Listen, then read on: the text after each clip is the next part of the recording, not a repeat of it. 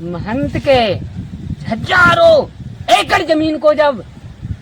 दिलवा सकते हैं तो वही हजारों एकड़ में जीने खाने के लिए आज भी जी रहे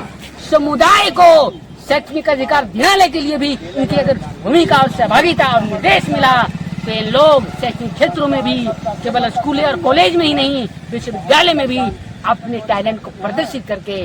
अपने को वहाँ पर स्थापित करेंगे। इसी मैंने मगध विश्वविद्यालय में लघु शोध करते हुए अपने वंशावली को भी पेश करते हुए मैं बताना चाहता हूँ कि मैं वंशागत तौर पर 5 पीढ़ियों के बाद में पहला अपने गांव से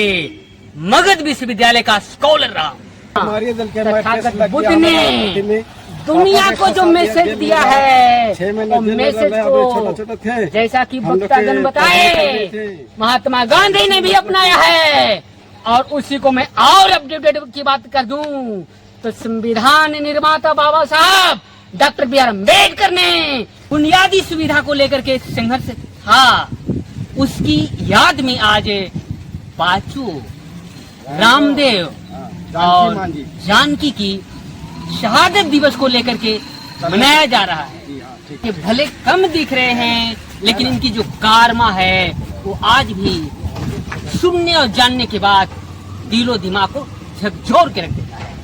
यही जमात, यही समाज, यही कौम होना चाहिए। बदलते बदलते जिस प्रकार से डिजिटली बदलाव देखने को मिल रहा है और ये बदलाव में केवल विकास वाली बदलाव नहीं, विकास के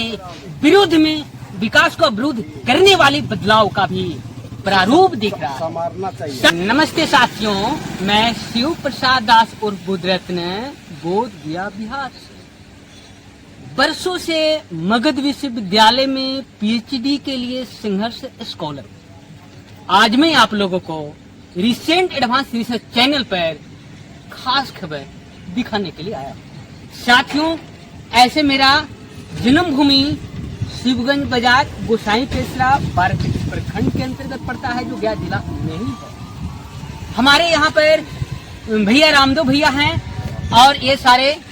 जन आंदोलन के संघर्ष के साथी हैं। यहाँ आप जो देख रहे हैं ये भले कम दिख रहे हैं लेकिन इनकी जो कारमा है वो आज भी सुनने और जानने के बाद दिलो दिमाग को झकझोर के रख देता है। साथियों, ये तो रही दलितों के बीच जो जेनुइन जो बुनियादी सुविधा को लेकर के संघर्ष था, उसकी याद में आज पांचू रामदेव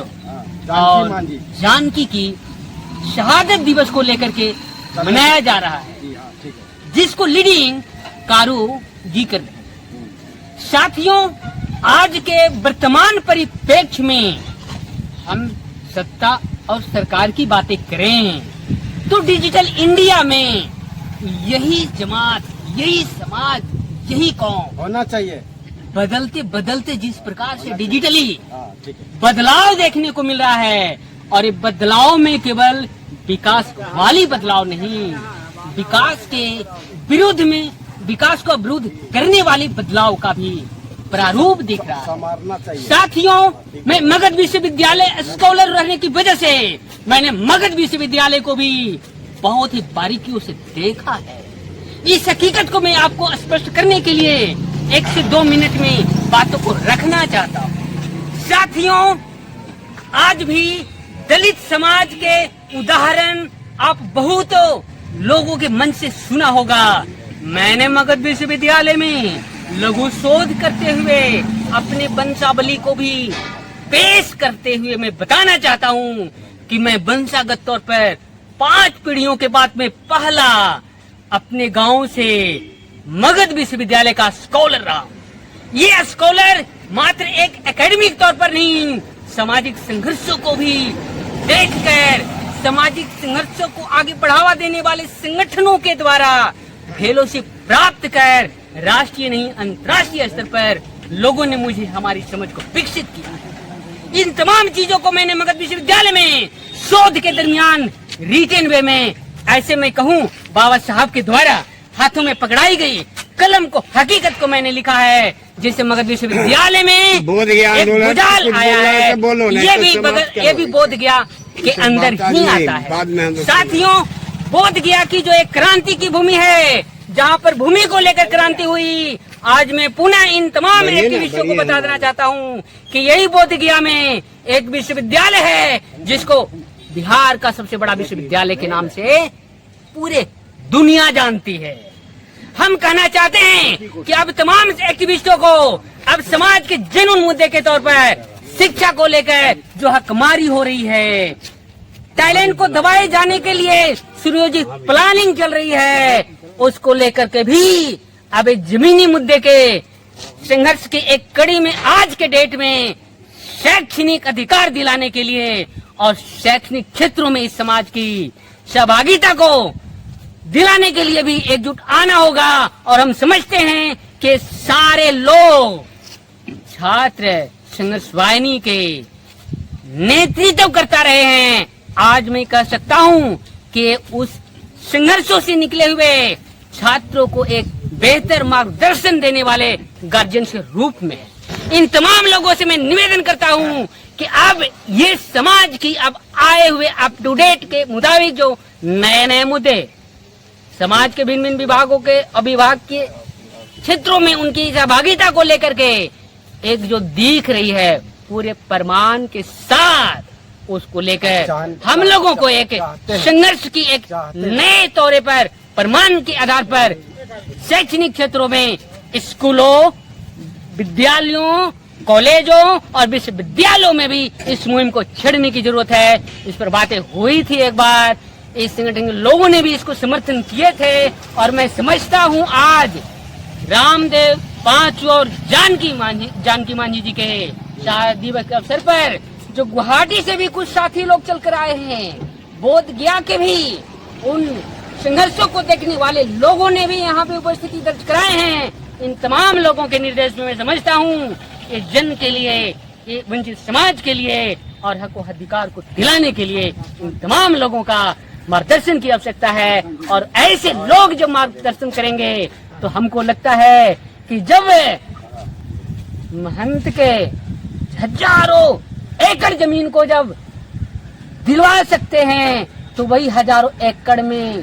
जीने खाने के लिए आज भी जी रहे समुदाय को शैक्षणिक अधिकार दिलाने के लिए भी इनकी अगर भूमिका और सहभागिता और निर्देश मिला तो ये लोग शैक्षणिक क्षेत्रों में भी केवल स्कूल और कॉलेज में ही नहीं, विश्वविद्यालय में भी अपने टैलेंट को प्रदर्शित करके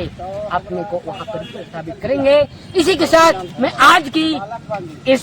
कार्यक्रमों को लेकर के तमाम लोगों को मैं धन्यवाद देना चाहता हूँ कि ये जो बोध की जो भूमि है, जो अहिंसा की भूमि के तौर पर पूरे विश्व में जाना जाता है, और यहाँ तथागत बुद्ध ने दुनिया को जो मैसेज दिया है वो मैसेज को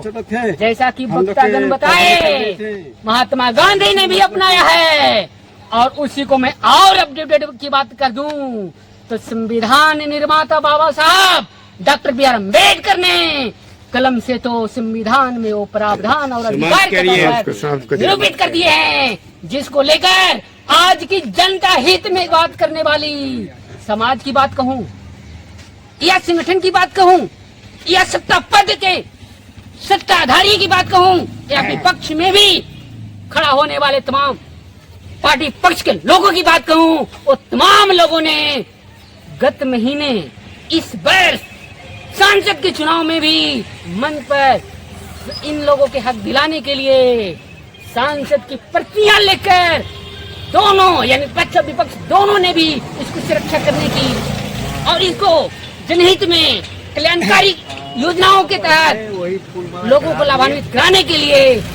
बातें किए हैं, घोषणा किए हैं, सरकारें बनी है। सरकार के संदर्भ में मैं कहना चाहता हूँ कि तमाम लोग जान रहे हैं, सुन रहे हैं, लेकिन एक नजदीकी समय में एक नया सुप्रीम कोर्ट का जो एक अध्यादेश आया है जिसको हम कह सकें तो SC एक्ट के अंतर्गत एक क्रिमिनल लागू करने की बात है। समाप्त कीजिए। इस संदर्भ को लेकर भी सारे संगठनों में, पार्टियों में ये एक विचार को लेकर के काफी विचार और मंथन चल रहा है। कि तमाम मुद्दे के साथ मैं अपनी बातों को यहीं पे विराम करता हूँ। जय भीम।